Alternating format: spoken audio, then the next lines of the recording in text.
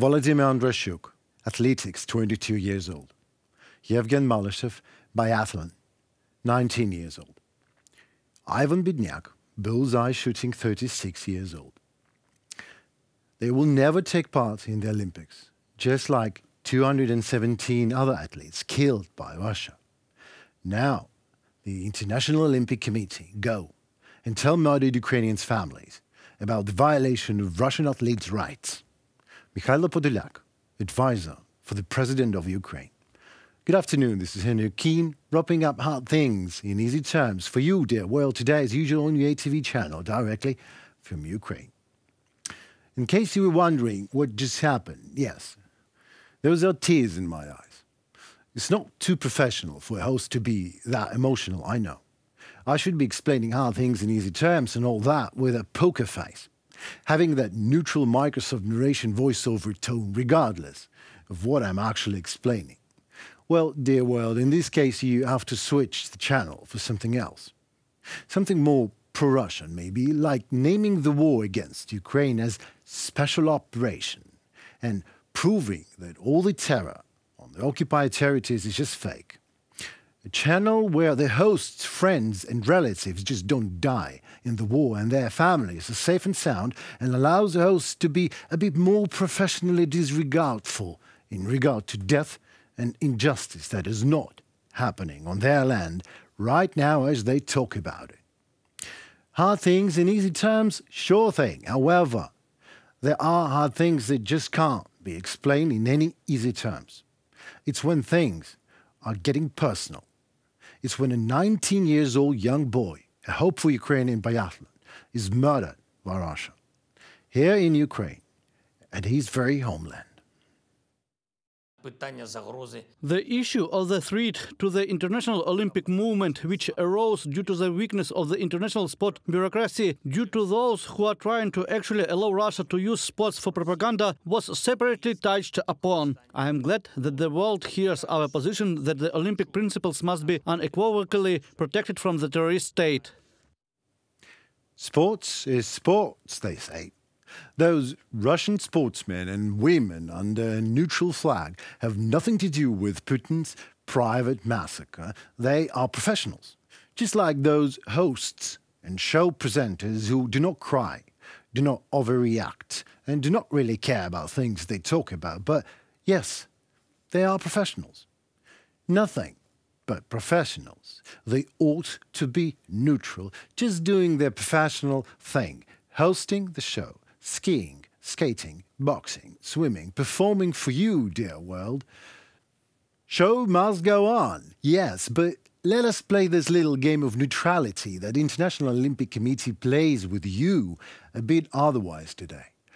I'm going to have to ask you to close your eyes for a moment. Imagine yourself in a soccer or hockey or tennis match or any other match that you like, and your friends and dear ones in your family are near. And this is a very important worldwide event, and you don't want really to miss it. And you don't care if athletes are neutral or not, you just want it to happen. The magic of it, the adrenaline of high expectations, and the unpredictability and inevitability of the loss and win, the challenge, the drive, the game is what you want. And you are in your full right. You are the audience, and this is all for you. At your cost. You deserve the game all right. And you are having it. The show must go on, and then in the middle of the game you suddenly hear that annoying sound.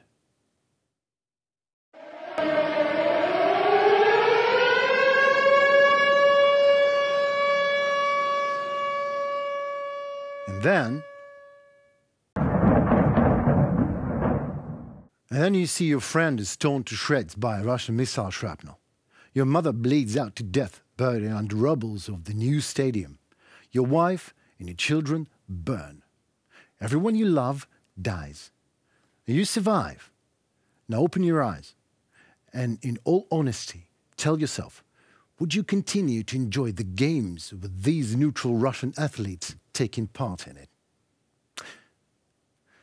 They have been neutral before, you see. They have been neutral all their lives, and all their careers, and all they cared about was achievement in personal life and sports to get to the top at all costs, at any cost. They were not into politics. They were neutral. Putin reigned for a quarter of a century in Russia. They kept neutral. They get their Olympics in Russia. Being neutral to a crime is a crime. Being professional is no excuse to ignore it, but an obligation not to.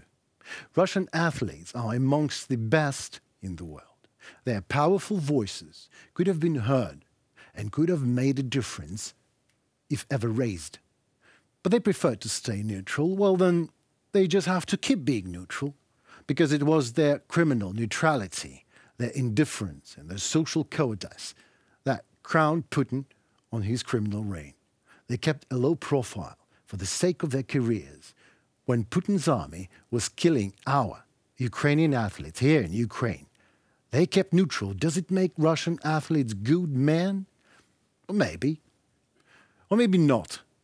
And being neutral to a murder done on behalf of your country makes you nobody else but a neutral murderer. If you agree with the latter, dear world, we on UATV today ask you just one thing. In the name of our Ukrainian athletes, share this video wherever it is possible in the social network realm. Make it reach to those good men of the International Olympic Committee who think that adding a word "together" to a slogan solves the problem. Chances are slim. However, maybe after seeing this, they will recall a quote that is, by the way, wrongly misattributed to Edmund Burke. The only thing necessary for evil to triumph in the world is that good men do nothing. The EU first hit Moscow with sanctions after Russian troops occupied Crimea in 2014 and, in the wake of the invasion, has imposed a series of sanctions packages intended to ratchet up the economic pressure on Vladimir Putin's regime and hobble his ability to pay for its war of aggression. Subsequent rounds of sanctions have ratcheted up restrictions on Russian energy, Moscow's main hard currency earner. Imports of coal are banned, while restrictions on oil were agreed in June 2022 and came into force in December for seaborne crude oil imports. A further EU import ban on Russian oil products like diesel and jet fuel came into force on February 5th. As for gas, while pipelines flows have plummeted, there are no actual EU sanctions on Russian imports, and shipments of Russian liquefied natural gas, LNG, into Europe were higher in 2022 than in 2021. The purchase price cap at this very moment rests at two levels: $100 per barrel for Russian diesel and other fuels that sell for more than crude oil, and $45 per barrel for Russian oil products that sell for less than the price of crude oil, such as fuel oil. How much Russian oil meant for you, dear world, anyway?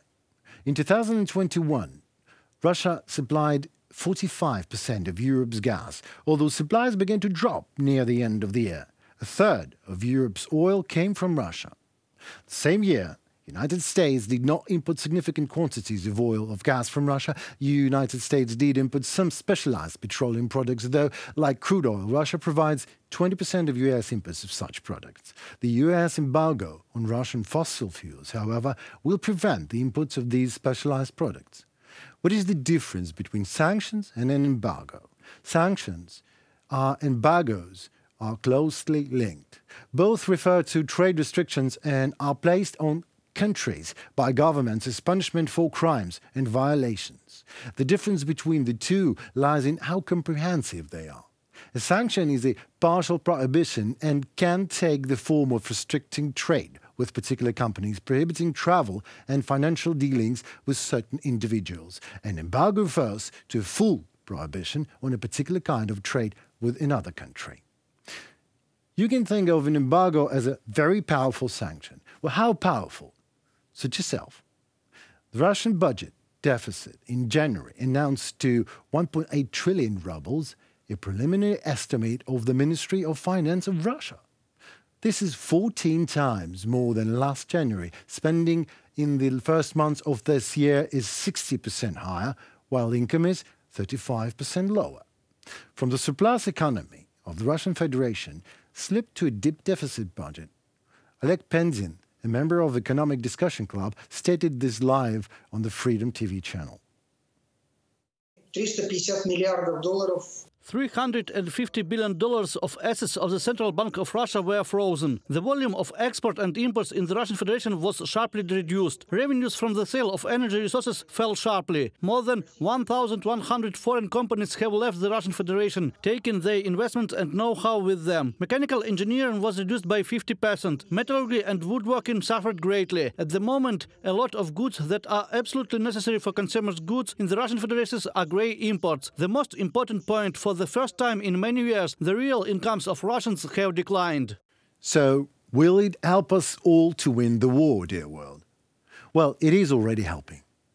Russia is an empire, and its inertia is enormous, because Russia is very big. But so was the Roman Empire, remember? And the Soviet one, and many other empires. We will win this war, not only due to anti-Russian sanctions, dear world.